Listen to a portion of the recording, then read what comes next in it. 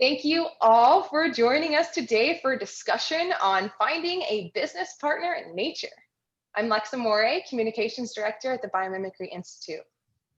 I'm grateful to greet you all here today in this virtual space.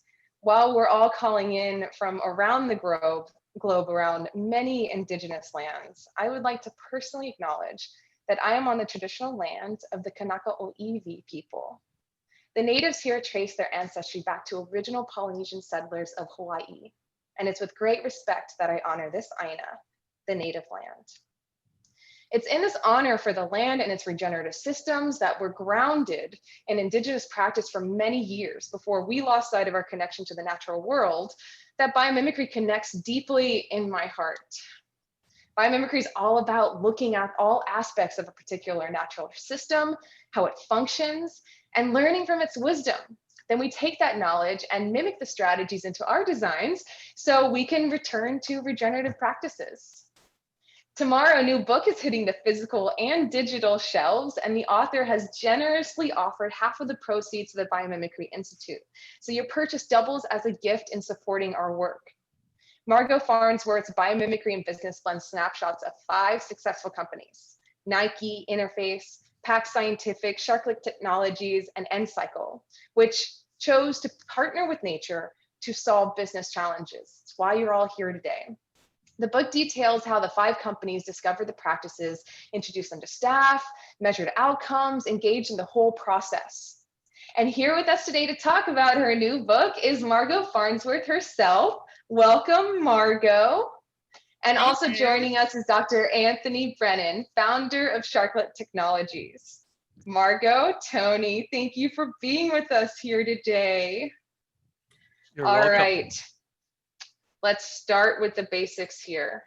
We've heard bioutilization, bionics, biomimesis, biology, biophilia, of course, biomimicry. There's so many bios out in the world. Margo, can you help us dismantle some of this confusion for some of our community members here that are a little newer to the practice? I would be happy to. I do want to say first that I too want to acknowledge the people of our place, the Kanza, Osage, Odo, Sioux, Iowa, Shawnee, and Missouri people, along with about 100 other tribes that have called this place home. And I want to take just a minute to thank you, Lex and Tony, for making today such a special day, along with everyone who's joining us from, as you said, around the globe.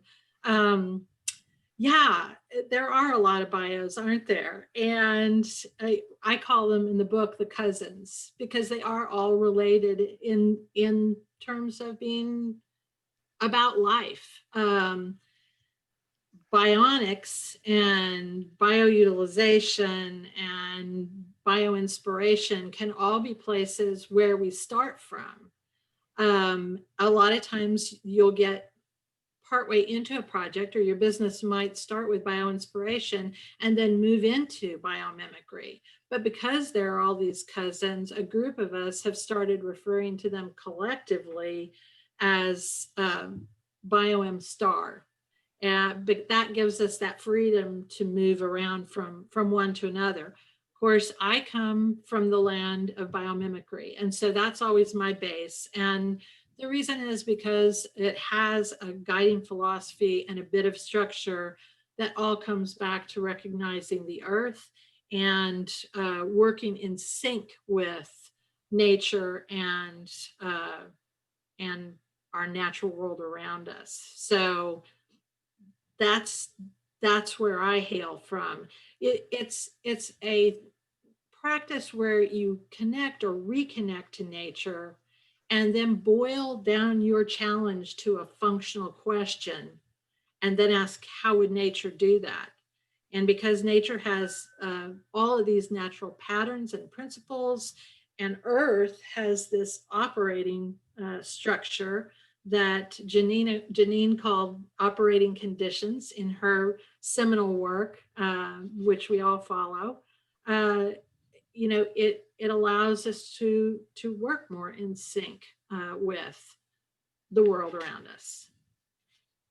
I love the way that you put that. It's that systems perspective and the functional approach. I think that's a key differentiation here with biomimicry versus some of these others, but you're right, they all work together. So you are clearly passionate and you've written a whole book about this. Tell us, how did this come to be? What led you to offer a book on biomimicry and business? Well, after I read Janine's book, I thought, oh, this makes so much sense. All the other professors that I'm working with must be teaching it. So I went to my director and said, okay, I need to know how everybody else is using biomimicry in their classes. We were the Sustainability Institute at Lipscomb University in Nashville, Tennessee. And he said, nobody's doing it yet, but it's really exciting to me. Do you know where you could get trained? And then I went to the Biomimicry Institute and got my training and then started practicing it. But the reason that I did all that to begin with, aside from having a deep abiding regard for nature, was that my students were also in love with biomimicry when I introduced them. And they kept asking me one after another, how can I get this into my company? And that was, we talk about biologists and designers and engineers working together. And it's very important that the business perspective is in there too. And so, so I wrote it for them. I wrote it for them in a way that I hope is clear, in a storytelling fashion, rather than just a case study, because I feel like it's more relatable that way. I completely agree. And that is, I did get a sneak peek of the copy before it goes live tomorrow, but I got to see that the way that it's written, it really is it's not just the case studies, it's really learning about the process so that you can be inspired yourself and figure out different ways of doing things. And Tony, your company is featured in this. So I know everyone's really excited to hear, what the latest with Sharklet Technologies, but Navy ships, hospitals. And did I hear that there's a yoga mat out there now? What's going on? What's the technology about? And how did you arrive in finding inspiration from nature? Wow. Great lead in. As Margo knows, as a professor, we tend to talk too much, so I'll try to keep it focused here. But Margo probably has pulled a lot of this information out of me already. How did it start? Well, it really started about 42 years ago. I started working for a company in Denver developing an adhesive for orthodontics.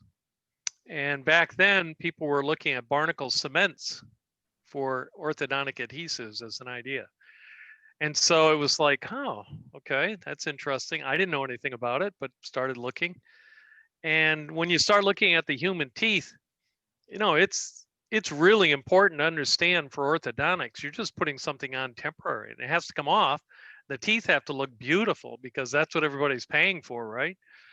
And so when you pull these adhesives off, they have to release after 3 years, but they have to be strong enough to hold for 3 years. So it got into a lot of complex issues. And I was a chemist, a young chemist, and I had to learn engineering because I had to learn how to test the strength of these materials. I had to figure out how the metal that they were making the brackets out of would work with the polymeric adhesive with the tooth. So it got pretty complex pretty fast. And one of the ways I learned a lot of things was attending a lot of conferences. And it struck me that I would see dentists putting up hundreds of pictures. And if you go to a dental conference, that's what you see, hundreds and hundreds of pictures. Probably the best photographers in the world are dentists. And they're constantly putting up close-ups. I mean, really zoomed in on a tooth or something. And one of the big things they were always talking about was plaque. Well, plaque is generated by bacteria in your mouth. And I started noticing that the plaque accumulating on this artificial cement that we were making for bonding to teeth was similar in chemistry to the ones using for filling. And I was just trying to get a handle on the fact, why did 10 dentists have the same material, but only 5 of them had no plaque on the teeth of the patients? You couldn't attribute it to the patient. So it got me thinking, and that just got my brain going, and I kept thinking about it. Well, I got the bug after doing orthodontics, and I did all ceramic teeth to make them more natural, to make it like the natural tooth, get rid of the metals.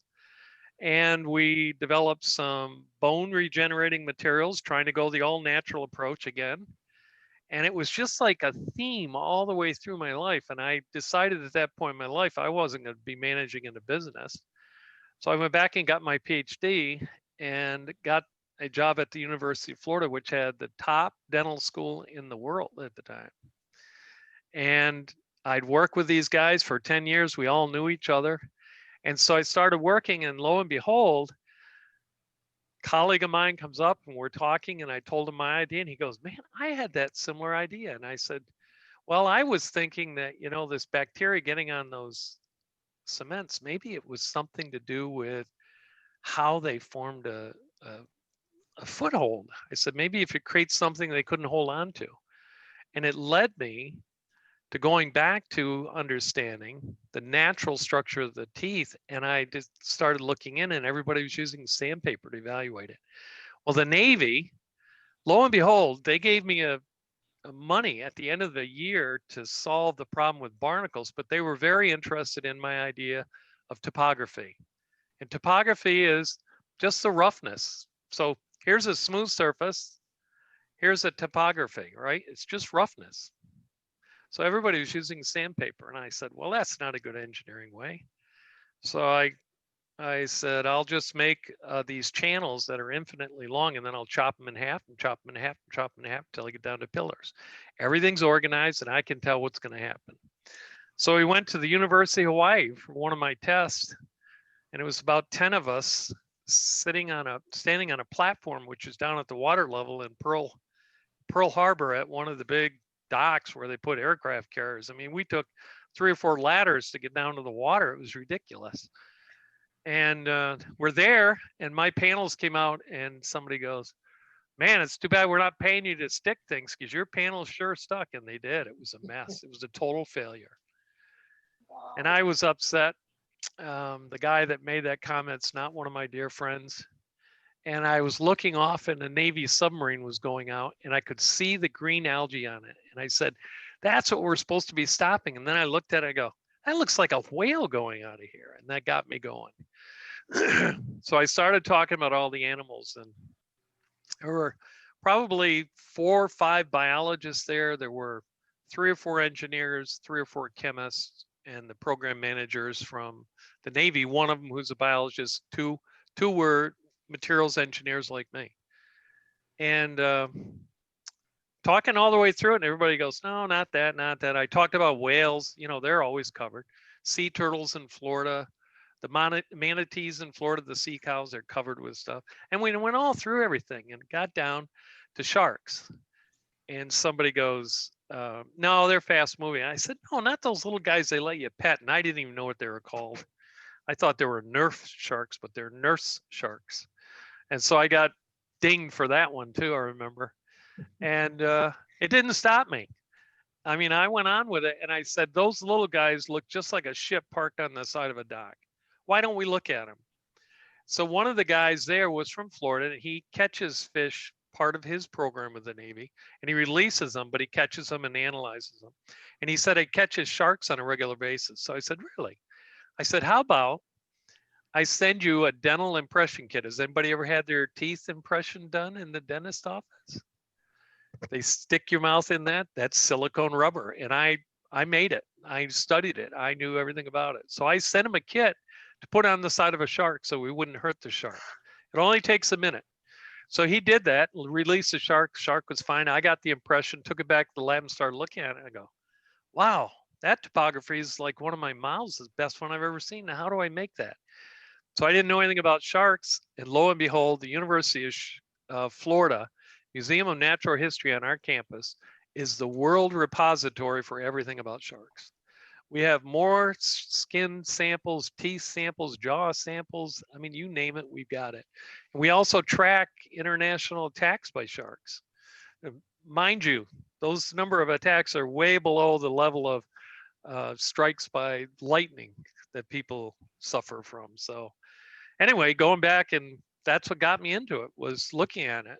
And it goes on from there. But I'll just tell you, that's what got me into sharks, and that's the Wow. basis of Sharklet Technology. So that's so, I love hearing that story, because it is, you don't have to be a biologist to get into this work. You don't even need to know what the shark's name is. Biomimicry is about that bridge. So you have this idea and you're saying, I'm trying to have something to temporarily attach, or to, clean, or to really keep bacteria at a certain size from forming on the layer. And then we go and say, how would nature do this? I love it. So now you've got this technology that's out there. It's keeping bacteria off of the surfaces, and you had worked with the Navy ship. So what are some of the other areas now that you are applying the technology? Well, can I go back for a minute? Margo remembers this Of story. course. I had, you just said we kept bacteria off. We didn't know anything about bacteria at this point. We were just trying to keep the barnacles off. And in fact, we went after the green algae. Remember I saw it on the ship? I went after that first. That was the first thing the Navy asked me to work with, husband and wife team in England. So we're all over the world with this.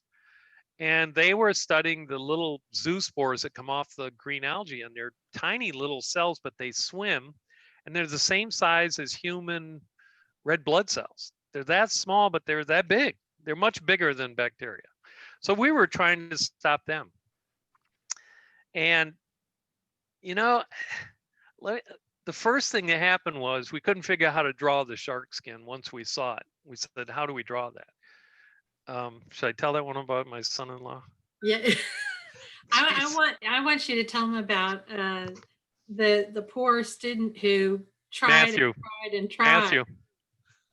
So anyway, I got it drawn, and that was a trouble itself. But when we first started against the zoospore, it worked. So then we went back to Hawaii to try it against their tube worms. They have the world-class lab for tube worms. And they kept telling me, oh, something's wrong with the bugs, something's wrong with your surface, something's wrong with this, blah, blah, blah. It was like we kept making samples and sending them back. And I thought, what the heck? So I asked them, because I knew their tube worms needed bacteria on the surface first. And I said, is there bacteria on the surface? And they said, we didn't look. So I did. I didn't see any. I thought, I wonder what's going on there. So this kid comes along from chemistry, and I'll just say his first name, Matthew. He's a great kid. Great kid. And he comes and he goes, hey, I want to work with you on that Sharklet stuff. And I go, well, what do you know? And he goes, well, I've been doing bacteria growth down at the waste treatment plant, part of environmental engineering. Now here he is, chemical engineer working environmental engineering. Now he's up in materials engineering. Great kind of kid. Just no boundaries, no barriers, go. So I said, okay, here, take this film down to the lab and grow bacteria on it. Margo, professors should never tell somebody what to do, right? Ask them a question. And I told him what to do. He was just that kind of kid.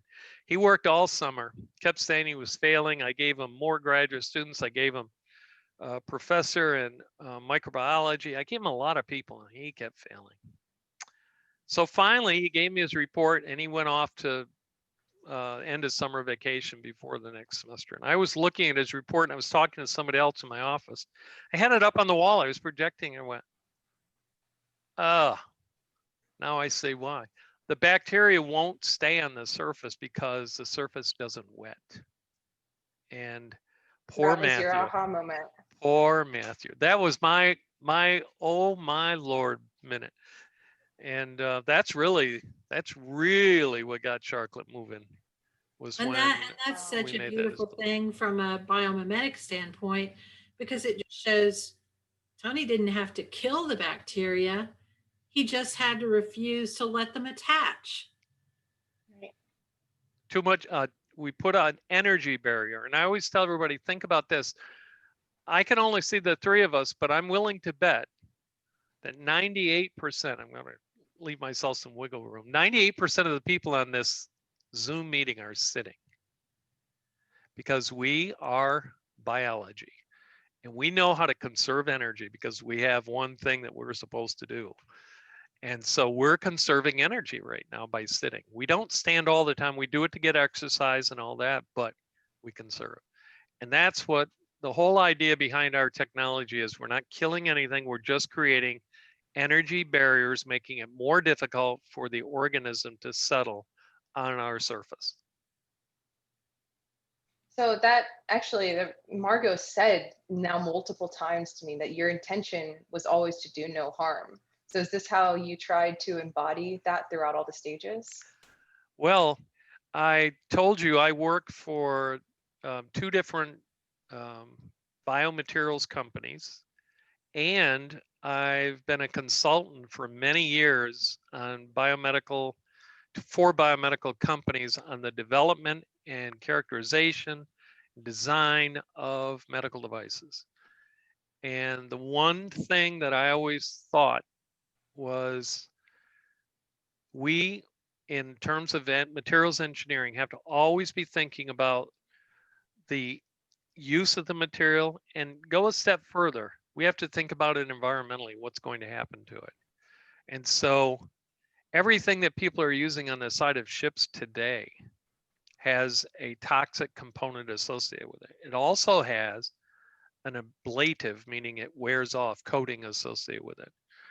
And so as a result, these things are going into the environment. So my thought was, I'm going to create things that I can assure myself we're not going to hurt anybody with. And in fact, we're not going to hurt the environment by adding any of these toxins. Anybody out there who knows silver, remember dental? Dental was the first one to recognize to get rid of silver from people's mouths. It's just not healthy having it out there. And I keep seeing companies putting it out there, and I just don't want any part of that. So that's where I am on that. Sorry.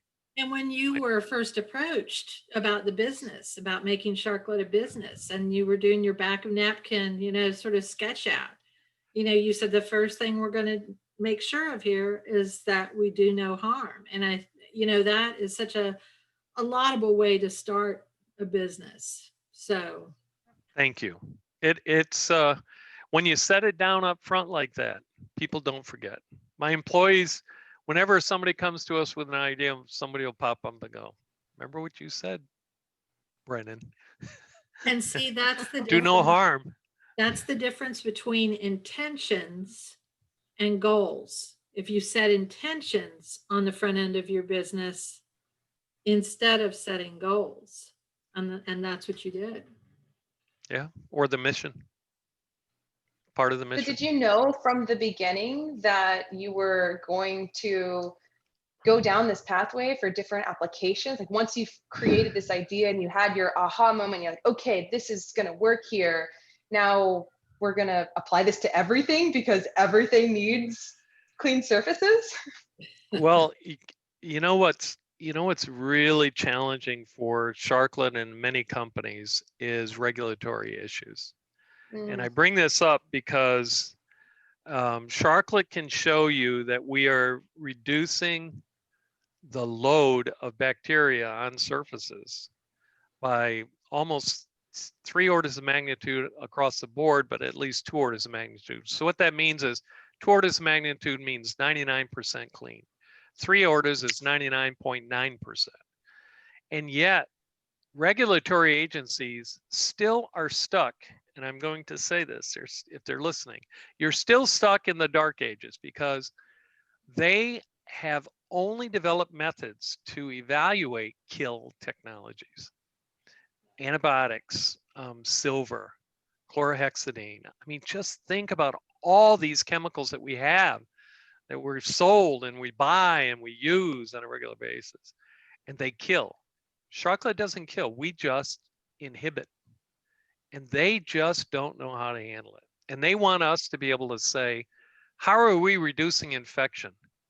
Well, that's kind of hard. And in fact, you have a hard time saying that an antibiotic truly reduces infection, because what you're doing with a patient is you're treating them with antibiotics, but you're also isolating them, telling them to lay down in bed, get bed rest, drink warm or drink fluids, and stay hydrated.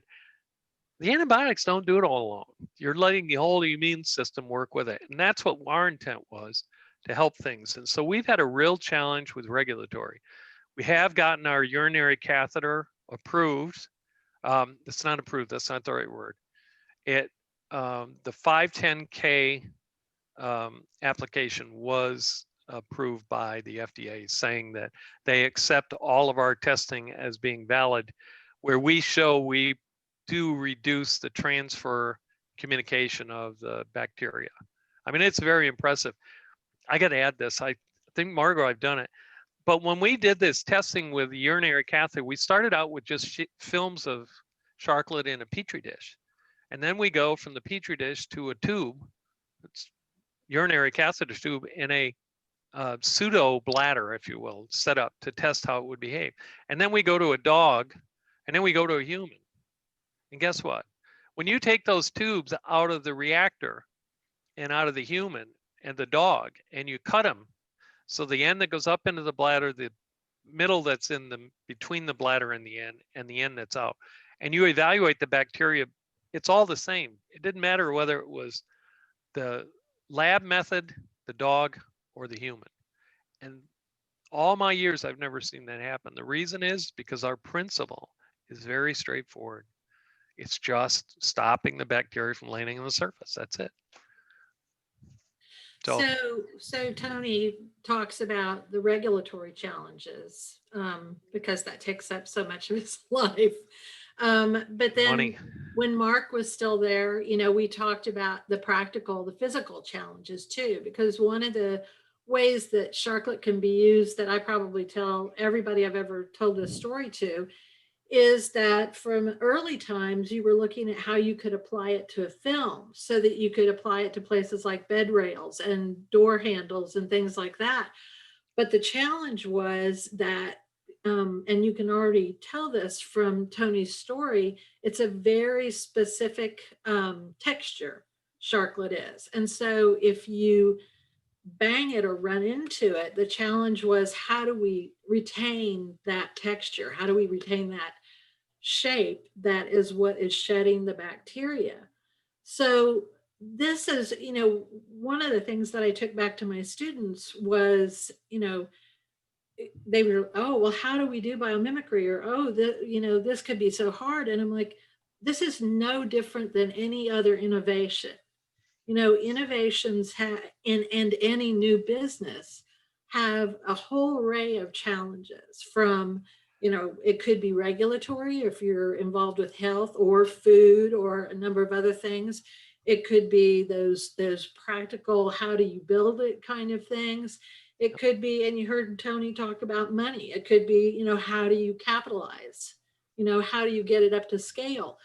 And importantly, you know, how do you measure your success with it so that you know if this is an innovation that's actually paying off?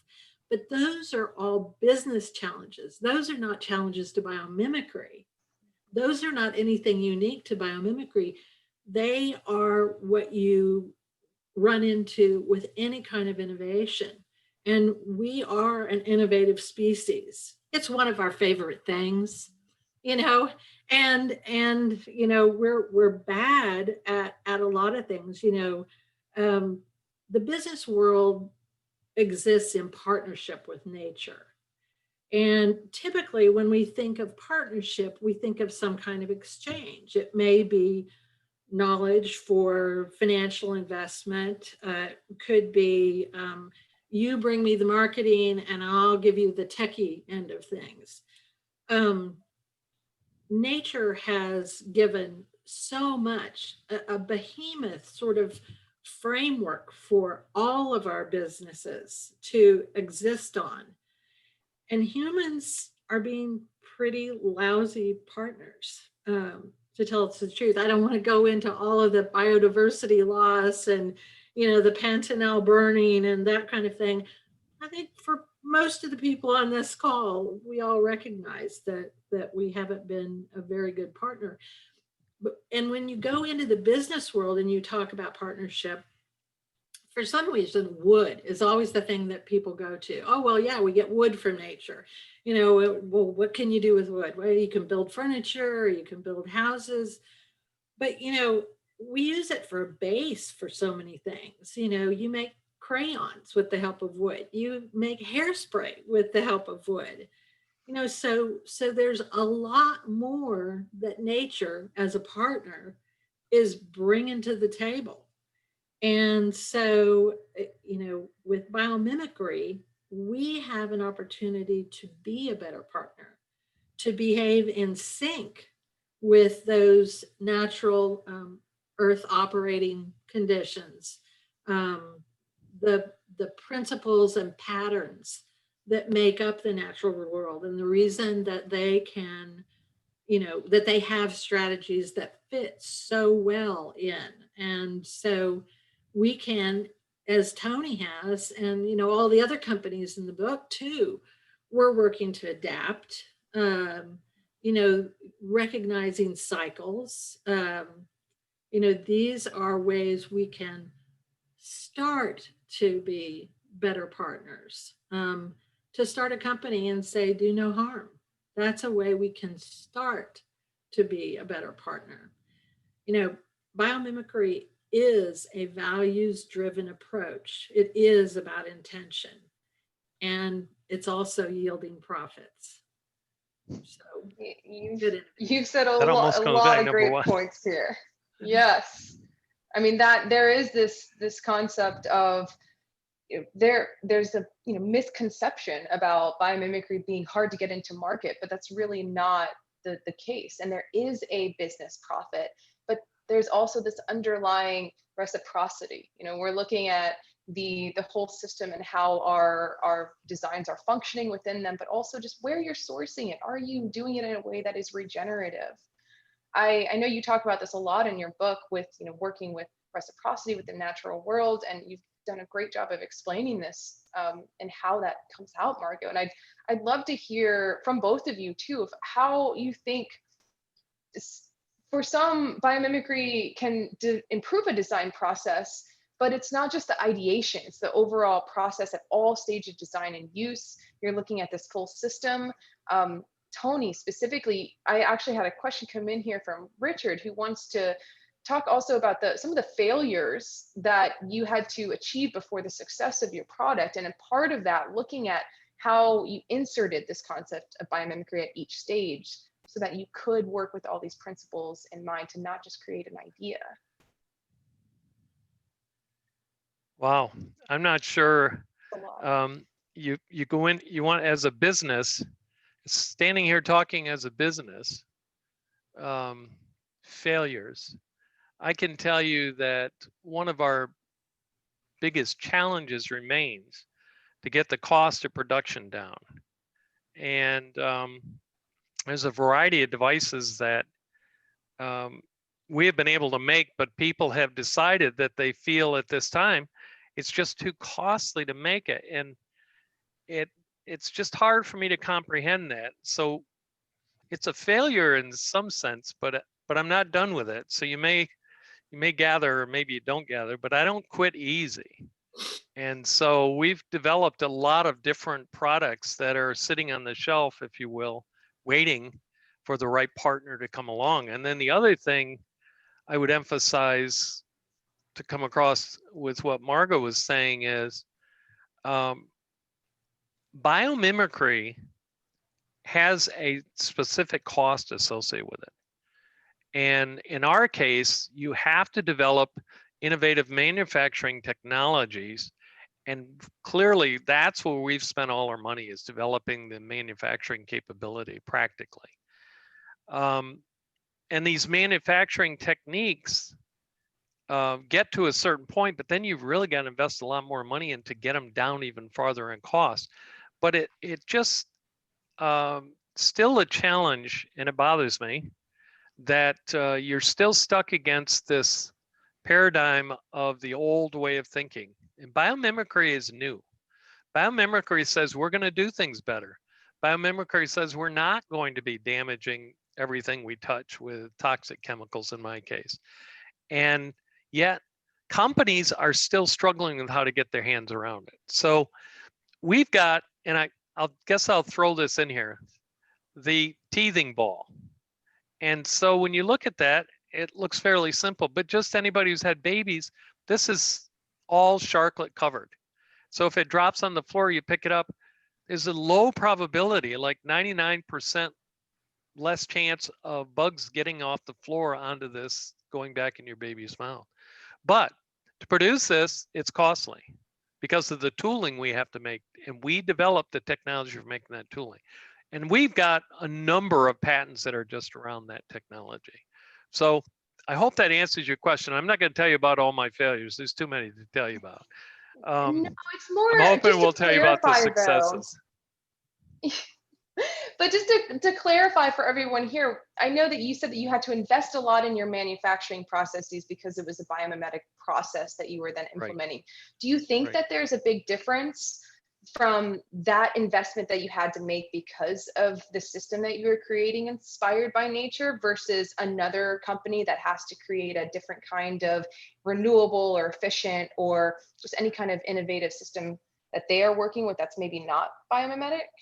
No, I think I know where you're going. I didn't mean to say no.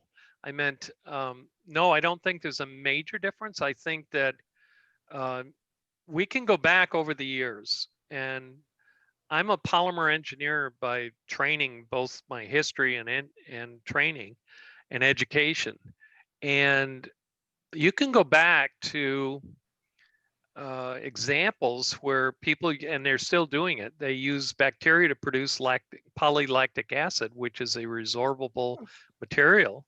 And we've tried to use it in packaging films to try to make those films more likely to degrade back into their basics.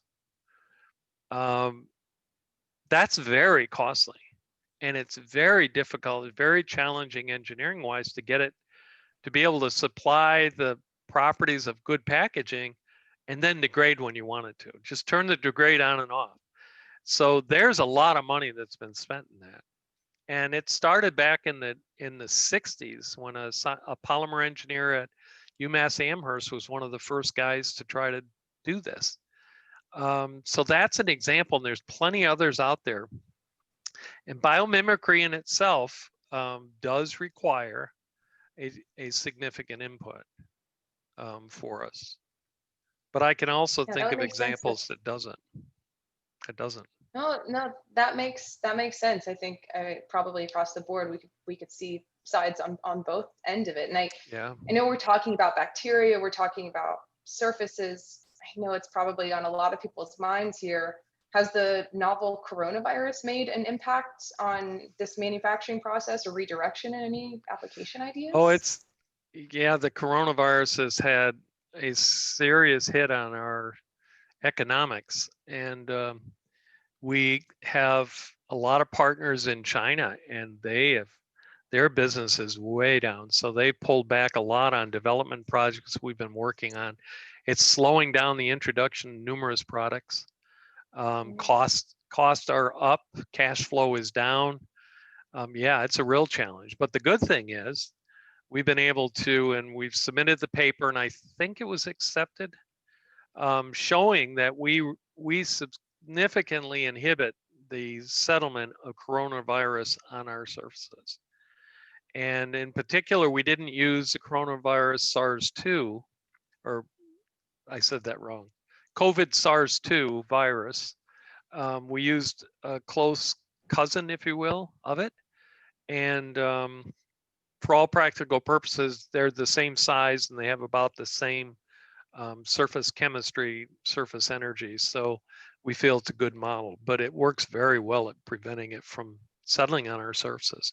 So a lot of people are picking up on that and trying to figure out how to use it. That's one of the reasons I think, and we're introducing this yoga mat. And I think that's more of a promotional thing to really get our name out there, get a product on the market, get it out there so people see it, get people thinking about it. At the same time, I can tell you that they're lined up at the door right now trying to figure out ways that they can use Sharklet. And we've got a couple very close deals completed, closely completed deals. When they come out, it's going to be very impressive. It's some of the ideas that people have come up with are not ones I originally thought about, which makes it fascinating to me, because I did list out 1,000 different ideas of how you could use Sharklet. So that's interesting. And have you done 3D printing for some of the concepts here, the designs? Oh, we got something to share. Yay. Can you bring it up a little closer to the camera here? Yes, I was going to bring it up earlier, but I don't know if people can see, but let me see if I turn it back. If you look at this, it's hard to tell, isn't it, whether the features are coming out of the board or in it, right? So if I flip it around, you really can't tell, can you? I'll bring it in real close. Now, can you tell? Yeah. So the Yeah, we've got a little bit of rays on the right. Yep, the black on this side, they go into the surface, and the gray on this side, they're coming out. It's the exact same pattern, but they're different. And this comes back to the question the gentleman had earlier about where. So this was one of my, talk about money as a professor, Margo. I didn't have enough money to make a new pattern, and the way we make these is just like computer chips. So I didn't have enough money to make another mask, is what they're called. They were $5,000. So I wanted to test out a theory. If you had them coming off the surface or going in, the same pattern, but there is a difference, just physically and thermodynamically. So we just duplicated this one out of another material and then duplicated that again, and we ended up with this one.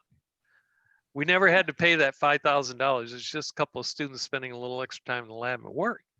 Well, we use this now in a variety of ways. We use this on the inside of tubes. And we use this where we have extremely high wear areas. For some of our softer materials, we use the inverted one. We call that the inverted. This one, now that we've been using some new materials, the abrasion resistance is excellent. And we've changed a few things so we can change the width of each of the features and spacing to get it better. Let me just show you this. This is a pattern that shows them real clear what it is. And most of our patterns, scale? That is, it's not to scale, it's scaled to the pattern. But this is, of course, this feature right here is on our typical 2x2 film is 16 microns long, and the human hair is 50 microns in diameter. This is only 27 microns across from my 2 fingers. Wow. So that puts it in perspective, right? But we change the dimensions of this. If we make this 10 microns wide, and we make this one 5 microns, we get a much more abrasion resistant film. So we can adjust this all over the place. And that's the other beauty of this, because it's all physics. And so I basically I made hundreds of different patterns and tested them and evaluated them. We tested them against bugs and water and everything. But yeah, it's flexible. Wow. What do you want to do? Tell me what you want to do. And if you want to pay some money or make some money, we'll come look at it. As long as it's not going to hurt anybody. So, I love that. What Tony's doing is adapting through variation. And that's one of the principles we talk about in biomimicry all the time. And he is creating redundancies at different scales with what he's doing. So it's all baked in, and he's just one company. And when we talk about the challenges, the scaling, the capitalization, any business has those challenges. And I apologize. I see that you're answering some questions, and I can't see the chat. So I apologize to anybody who's asking a question and I'm not getting it. But those overcoming what I call the hobgoblins, like overcoming the inertia of traditional thinking and meeting people where they are. Different people are at different levels of acceptance in terms of innovations, in terms of risk when we're talking about businesses. But the infection rate at hospitals in just, I think, North America alone is several $billion a year. So there's all kinds of tracks of money through this thing.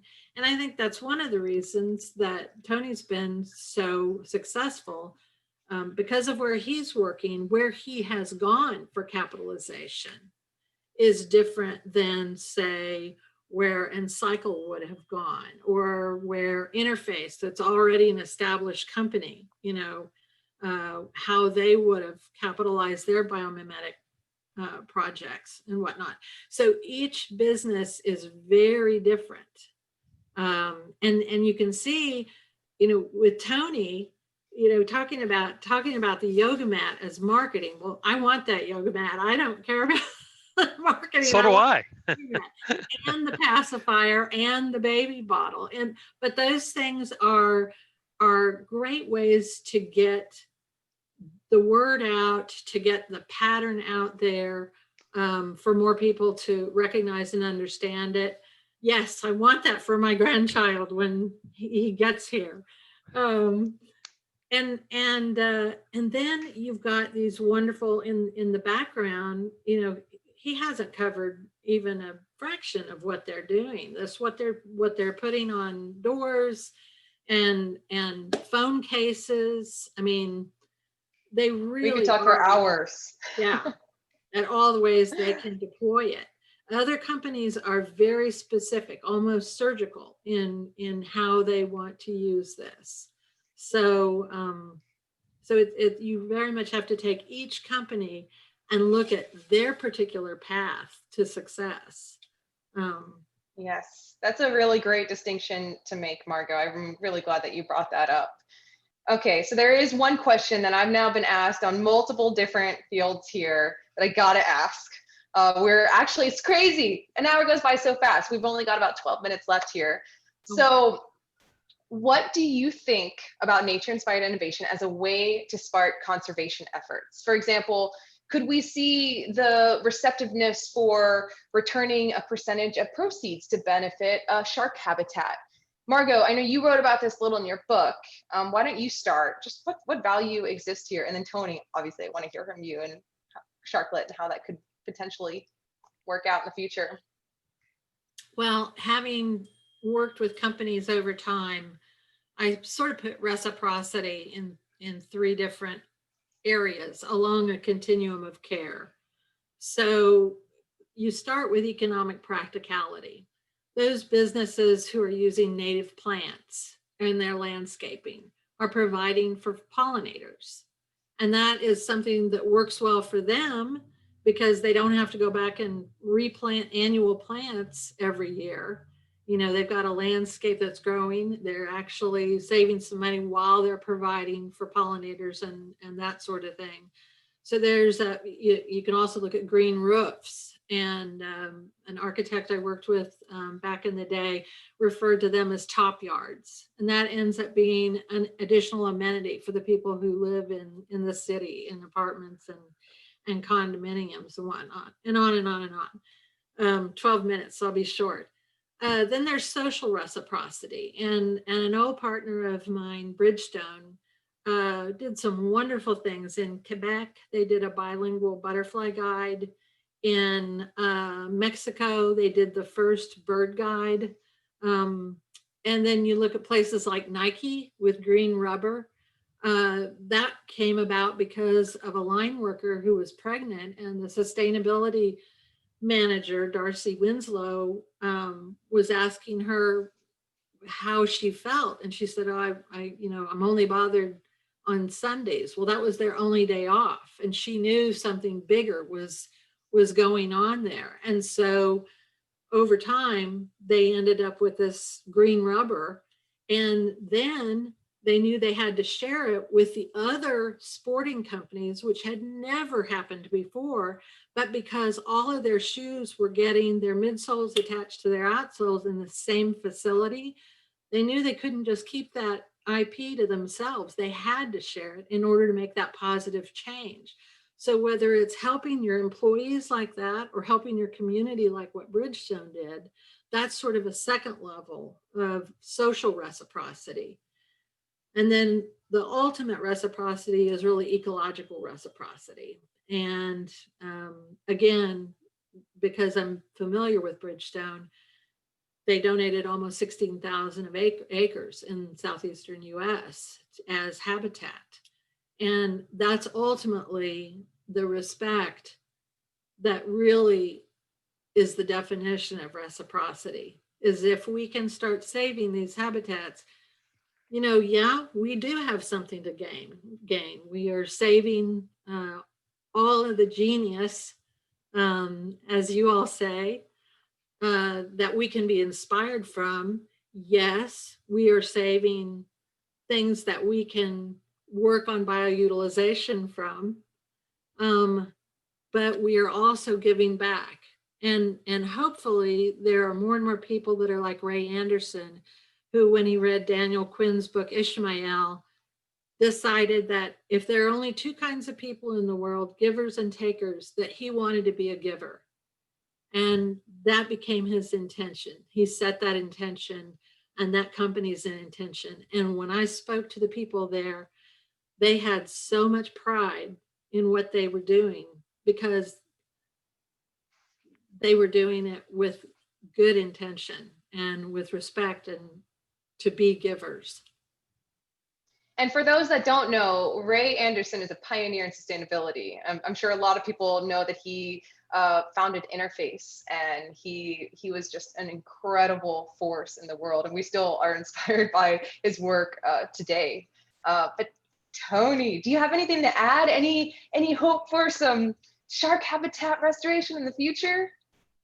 Yeah, so just to be honest with everybody, I think working with Margo and Lex has opened my eyes to the possibility that in the future success of Sharklet, at least from my perspective, we can start looking at how we might be able to help with the habitats. And I personally have become very interested in sharks.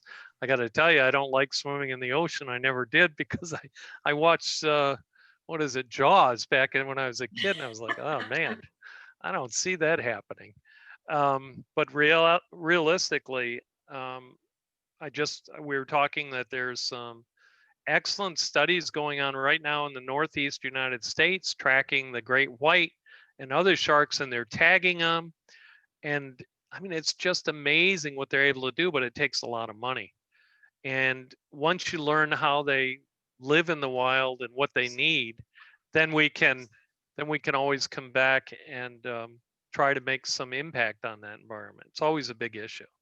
So I see that as a future thing that I'm going to pursue, both through Sharklet and personally. I think it's extremely exciting. And like I said, Margo's been a real inspiration, and just listening to her, she's a great salesperson, I got to tell you.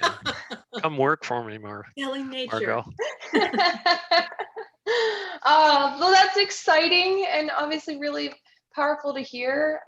We want to do everything that we can, obviously, to help give these our mentors that kind of reciprocity in a different kind of way. So that's really great that could potentially be in the future. And so I know that we've only got a few minutes left here. And so what I would love to do, we didn't get to all of everyone's questions. I'm so sorry for that, but I love the action here and how interested everyone has been.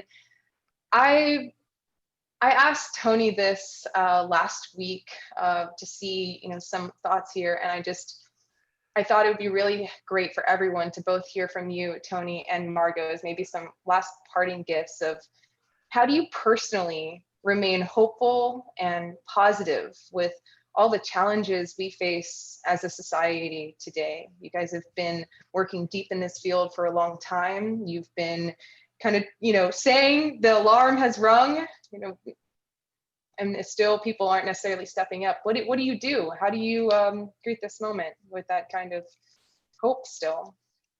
Well, for me, my personal attitude is one foot after the other. And Lex, that has personal meaning. But it's always been don't stop, don't quit, don't give up, don't listen to the naysayers. And now that I'm at this ripe age in life where I've retired from the university, I can look back over it and realize that my whole life is about people and how you interact with them.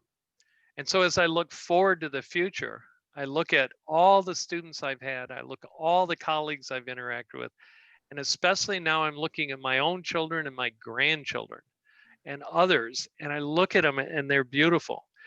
They're brought up totally different than we were. Being an old guy, an old white guy, we were brought up in a very strange time.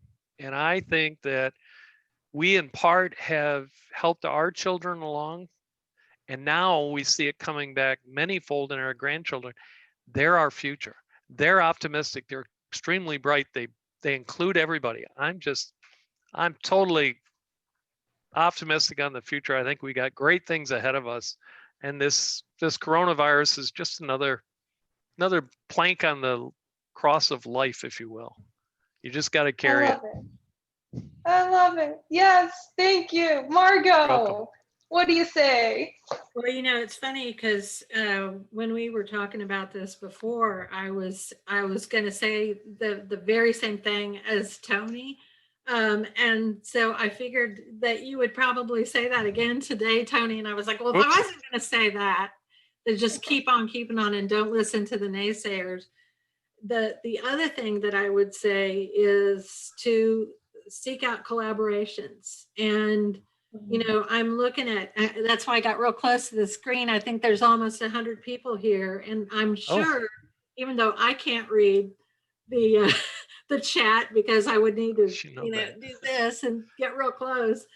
I'm sure there's collaborations already forming on that chat line. And I think that that's what we have to do is whatever expertise we have, look for that complementary expertise that we need. And Jay Harmon would say, who is from PAC Scientific, he's like, find the experts that you need to do your work. And so there are enough of us who are experts out here. And I know that a couple of folks and universities from the other side of the world have already reached out to me, you know, through this to speak to them about biomimicry and business. And so I think that's where a lot of our strength lies is, one foot in front of the other and collaborate.